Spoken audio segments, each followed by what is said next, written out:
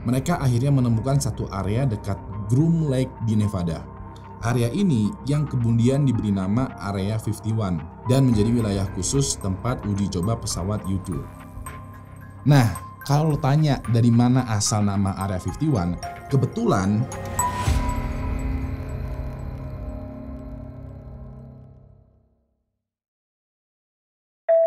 jadi gini ceritanya, sesuai dengan judul video kali ini ya, gua bakal ngebahas satu tempat yang sekiranya mungkin lo udah pada tahu nih. Tempat tersebut ya bisa dibilang sangat terkenal, yaitu Area 51 atau Area 51 tulisannya. Nah, Area 51 ini itu mempunyai cerita yang menarik karena banyak yang menyangka atau banyak rumor dan konspirasi yang menyatakan bahwa Area 51 ini tuh semacam tempatnya para alien nongkrong di bumi. Ada juga yang bilang bahwa kalau Area 51 ini tuh semacam gudangnya konspirasi yang terjadi di dunia ini. Nah, pada episode kali ini gue tuh akan sekiranya ngebahas ya, apa sih Area 51 itu sebenarnya, terus juga apa yang sebenarnya yang ada di dalam Area 51. Lalu juga kenapa sih Area 51 ini tuh rahasia banget, dan yang terakhir apa hubungannya alien dengan Area 51. Nama gue Ewing dan ini adalah serba-serbi misteri dari Area 51.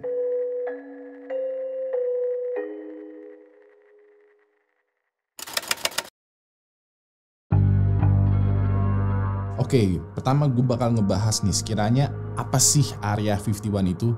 Nah, dari banyak sumber yang gue baca nih ya, gue menemukan satu berkas yang sekiranya itu bisa jadi referensi terpercaya. Ya, berkas ini ada di halaman National Security Archive atau NSA. Nah, di dalam NSA ini itu dijelaskan secara persis sekiranya detail-detail atau sejarah-sejarah yang berhubungan dengan Area 51. Gue udah merangkum nih sekiranya hal-hal penting yang menjadi latar belakang adanya Area 51. Ceritanya, pada tanggal 24 November 1954, ada sebuah proyek yang dikerjakan oleh militer udara Amerika Serikat. Proyek ini merupakan perintah langsung dari Presiden Eisenhower. Direktur CIA yang bernama Allen Dulles ditunjuk untuk mencari staf yang sekiranya bisa membantunya dalam proyek yang bernama Aquaton. Allen Dulles akhirnya mendapatkan staf yang sesuai dengan kualifikasinya. Dia pun akhirnya memberikan kuasa kepada Richard Bissell, salah satu stafnya, untuk memimpin proyek Aquaton ini. Nah, muncul tuh pertanyaan, apa sih proyek Aquaton ini? Yang gua tahu mah Aquaproof, yang buat apa sih, bocor gitu ya? Ya gitulah, yang buat nambel-nambel genteng bocor ya Aquaproof. Cuman ini ada proyek ini namanya Aquaton. Singkatnya, tujuan dari proyek Aquaton ini adalah membuat satu pesawat militer khusus. Mereka ingin pesawat militer ini nantinya bisa terbang melalui Uni Soviet tanpa terdeteksi radar. Kebetulan juga Uni Soviet mempunyai teknologi radar yang bisa melacak pesawat di ketinggian 20.000 meter. Nah, karena lagi perang dingin, militer Amerika ingin merancang pesawat yang bisa terbang lebih tinggi lagi. Mereka ingin pesawat terbangnya itu di ketinggian 70.000 kaki. 70.000 kaki. Sebentar, 70.000 kaki itu berapa meter? Coba Google. Bener, ospek gini loh. Ini kan pasti pakai meter. Kenapa ya kayak orang Amerika tuh selalu pakai kaki sih? Kenapa pakai inci? Kenapa pakai Fahrenheit? Cuman Amerika doang loh yang kayak gitu. Kalau yang lain mah pakai meter, pakai Celsius. Berapa? 21.000. 21.000. Yes. Oke. Jadi nah, balik lagi ya. Mereka ingin pesawat terbangnya terbang di ketinggian 21.000 meter. Tujuannya adalah biar tidak ketahuan kalau lagi mengintai Uni Soviet lewat udara.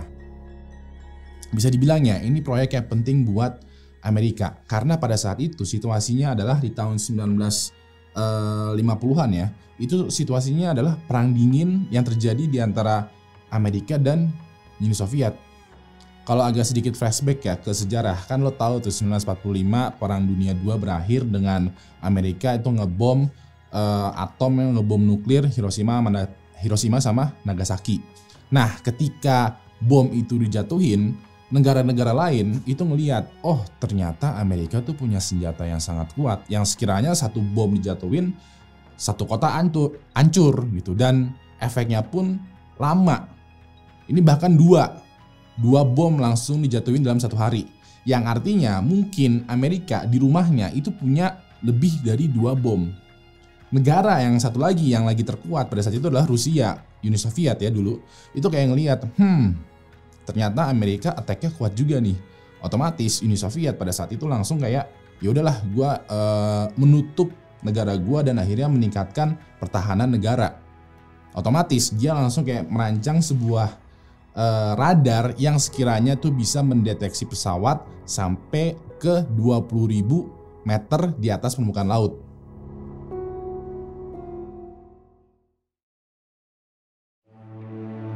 Setelah beberapa lama, pesawat itu berhasil dibuat dan diberi nama U-2.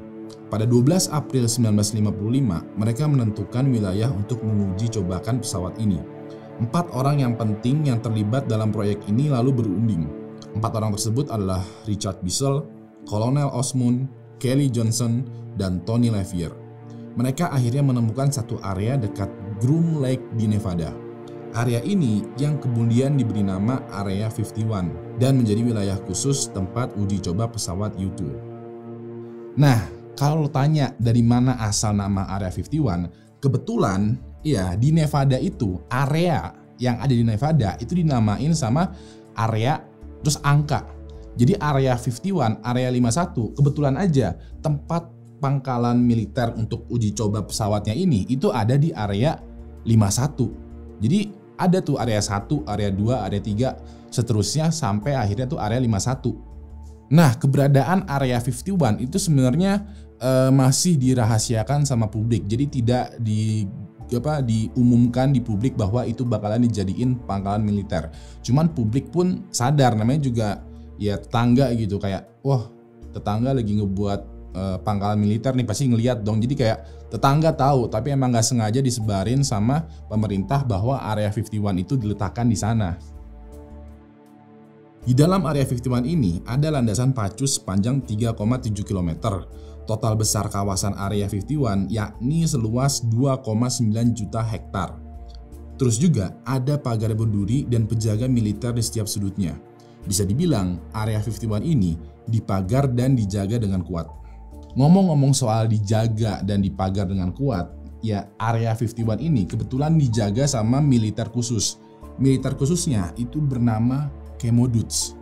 Chemoduts ini itu menjaga area 51 selama 24 jam setiap harinya non-stop. Dan semua orang yang sekiranya ingin masuk ke area 51 itu pasti akan berhadapan dulu sama pagar dan juga para militer Chemoduts. Sekiranya kalau Chemoduts itu ngelihat ada orang yang masuk ke area 51, si Chemoduts ini tuh langsung menembaki semacam tembakan peringatan.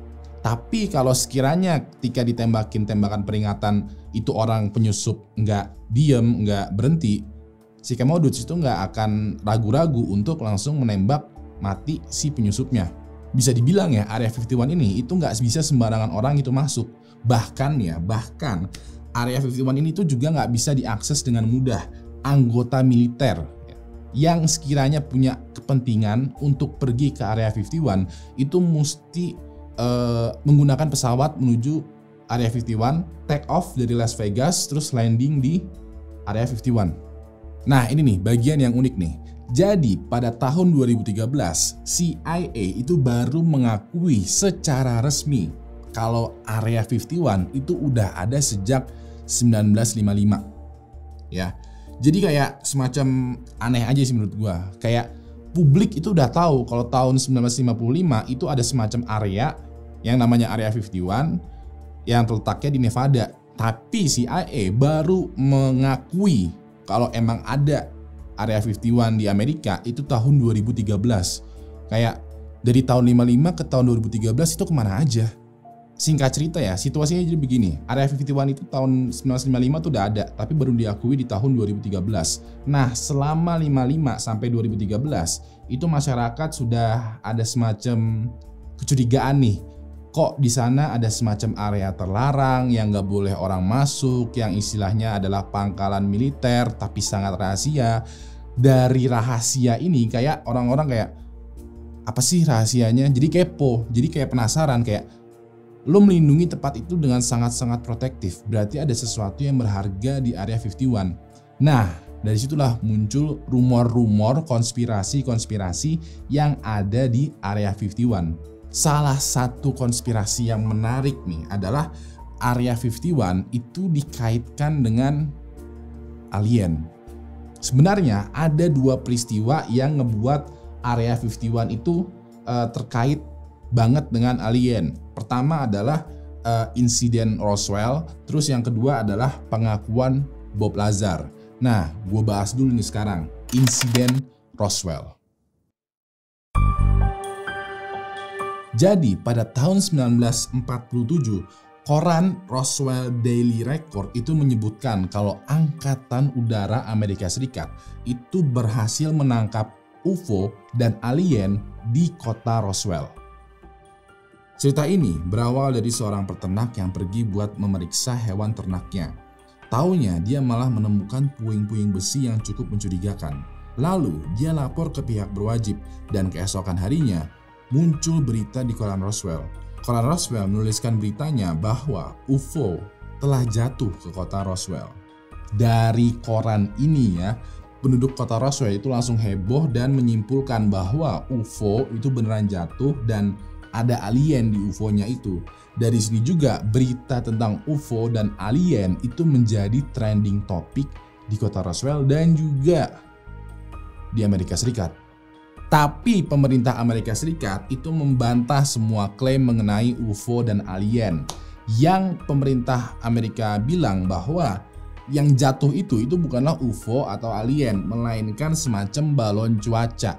Balon cuaca itu adalah semacam alat yang sekiranya itu bisa membaca cuaca yang terjadi di daerah itu pada hari itu. Bentukannya ya kurang lebih seperti ini.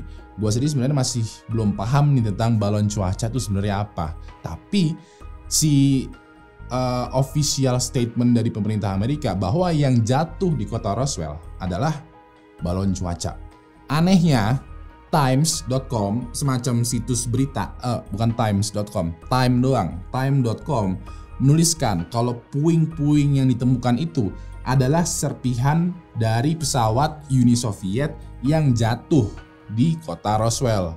Jadi koran Roswell bilang bahwa yang jatuh itu adalah UFO dan alien, pemerintah bilang bahwa yang jatuh itu adalah balon cuaca, lalu situs berita lain, Time.com, bilang bahwa yang jatuh itu adalah pesawatnya Rusia. Nah, gara-gara ini publik itu menjadi simpang siur, kayak mana nih berita yang benar? Karena waktu tahun 47 itu hoax itu masih sangat susah untuk diverifikasi. Internet juga masih sangat terbatas. Terus juga berita ya dari koran salah nulis judul nama atau itu aja langsung kesebar dan susah banget untuk ditarik lagi. Singkat cerita ya, kebenarannya sampai sekarang itu belum pasti. Nah, sebenarnya tragedi atau insiden Roswell ini bisa gue buat lagi nih videonya, satu lagi nih. Karena ini merupakan cerita yang panjang juga mengenai kebenaran apakah yang jatuh itu apakah alien atau apakah balon cuaca atau pesawat dari Rusia, itu bisa kita bahas, bisa gue bahas lagi nih. Nah, kalau sekiranya lo berminat dengan video insiden Roswell, langsung aja tulis di kolom komentar atau enggak kasih gue jempol ke atas video ini, oke? Anyway, kalau gue boleh ambil kesimpulan, balik lagi nih ya, hubungan antara insiden Roswell dengan Area 51 itu sebenarnya adalah nggak ada. Kayak emang aja di tahun 47 itu alien dan UFO itu emang lagi hype. Terus juga kabar entah dari mana Area 51 langsung dikaitkan sama si alien. Padahal Roswell dengan Area 51 itu jaraknya jauh. Jadi bisa dibilang kayak mendaratnya di kota sana, tapi kota yang sebelah sini, kota yang di Nevada yang Area 51 itu kena imbasnya. Sebenarnya nggak ada hubungannya sama sekali. Nah, terus ada satu lagi nih yang sekiranya gara-gara ini Area 51 itu langsung dihubungkan dengan alien, yaitu adalah pengakuan Bob Lazar. Ini bisa dibilang salah satu pengakuan yang paling fenomenal yang pernah dibuat atau muncul di televisi. Ya. Ceritanya begini nih. Ceritanya pada tahun 1989 ada seorang reporter dari CBS bernama George Knapp. Dia dihubungi sama satu orang yang ngaku-ngaku namanya adalah Dennis. Dennis ini bilang kalau dia pernah bekerja di Angkatan Udara Amerika. Dia dulu bekerja sebagai ahli fisika di tim penelitian untuk merancang ulang pesawat luar angkasa. Kebetulan dia bekerja di tempat bernama S4 Base yang dekat dengan Area 51. Di dalam instalasi bangunan S4 ini ada 9 hangar. Setiap hangarnya itu berisi satu pesawat luar angkasa yang sedang diteliti. Setelah dicari lebih lanjutnya, orang yang ngakunya bernama Dennis itu ternyata adalah pria yang bernama Robert Lazar atau Bob Lazar. Ada beberapa pengakuan ya, jadi si Bob Lazar ini itu ngebuat semacam video yang dia buat, yang dia kasih ke situs berita, ke salah satu stasiun televisi yang sekiranya itu menggemparkan publik. Pertama, Bob ngeklaim bahwa dia dan timnya itu mendesain pesawat luar angkasa yang bentukannya kayak UFO. Bisa dibilang desain yang dia buat ini ya seperti yang lihat ini itu pesawat luar angkasa dengan desain sport model. Terus yang kedua ya, Bob mengklaim bahwa dia melihat foto autopsi tubuh alien. Tubuh alien yang ini itu ya dibedah sampai organ dalamnya tuh dipisahkan, bisa benar-benar kayak di otopsi. Terus yang ketiga, Bob menyebutkan kalau bahan bakar UFO ya itu adalah elemen bernama elemen 115. Nah, ini agak sedikit menarik nih ya. Jadi ini kan tahun 89 si Bob Lazar itu nyebutin bahwa bahan bakarnya UFO itu adalah elemen 115, elemen 115. Pada saat itu elemen 115 itu belum ditemukan dan para ilmuwan yang mendengar, elemen 115 itu pada kayak kebingungan. Setelah dilakukan penelitian lebih lanjut,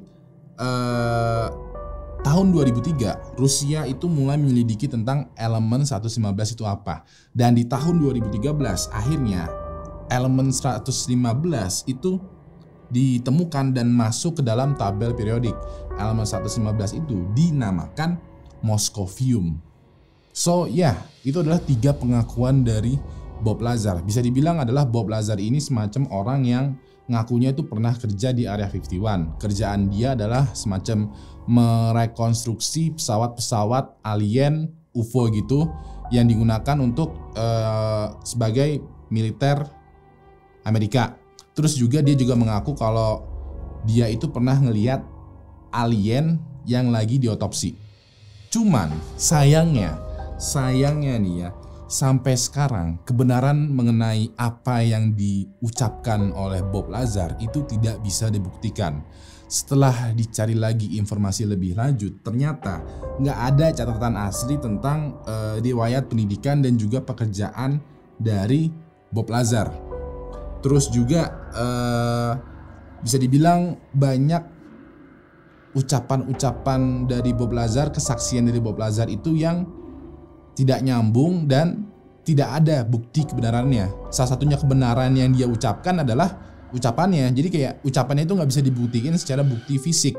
Tapi di satu sisi ada yang berpendapat juga sebenarnya itu Bob Lazar ngomong jujur, tapi didiskreditkan atau dibuat sebagaimana rupa si Bob Lazar ini menjadi orang yang tidak bisa dipercaya oleh pemerintah Amerika Serikat karena Bob Lazar ini telah menyebarkan rahasia-rahasia militer.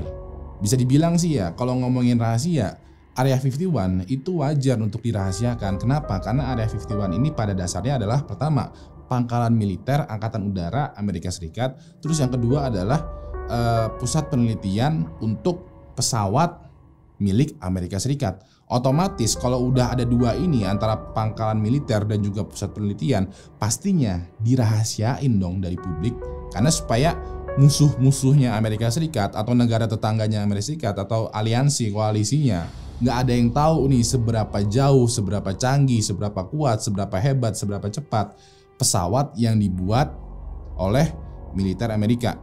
Ibarat kata nih ya, ibarat kata kalau lo nih lagi sedang perang dingin atau lagi sedang berperang nih, lagi main game strategi, terus lo sebarin kekuatan gue segini, gue punya kuda segini, gue punya tank segini, otomatis musuh jadi tahu dong kelemahan lo. Nah, apa yang Amerika lakukan dengan Area 51, dia kayak nyembunyiin tuh, gue punya pesawat berapa, tank berapa, itu semua disembunyiin supaya si musuh itu juga nggak tahu berapa kekuatannya Amerika tuh nggak tahu, karena informasi itu adalah kekuatan pada dasarnya. So, kalau gue baca lagi ya Area 51, menurut gue sih, ya pada dasarnya Area 51 adalah pangkalan militer dan juga pusat penelitian, dan tidak ada kaitannya dengan alien. Yang mengait-kaitkan alien dengan Area 51 itu ya hanyalah cocok logi dari netizen. Itu menurut gue. Kalau menurut lo gimana? Langsung aja tulis di kolom komentar. Kasih gue jempol ke atas kalau menyukai video ini, dan kasih gue jempol ke bawah kalau menganggap video ini membosankan. Jangan lupa untuk like, tweet, share, dan subscribe channel Wing HD, karena minggu ini ada nggak ya malam Jumat? Kayaknya sih ada ya, tapi ya nggak tahu lah. Pokoknya subscribe dan nyalain notifikasinya. Terus juga minggu ini ada podcast bareng siapa? Bang Umang. Ya, kita bakalan cerita-cerita mengenai gunung-gunung ya. Nah, itu mesti lo tonton. Pokoknya subscribe dan nyalain notifikasinya. Terakhir, nama gue Ewing, dan sampai jumpa lagi di Serba Serbi Misteri selanjutnya. Good night.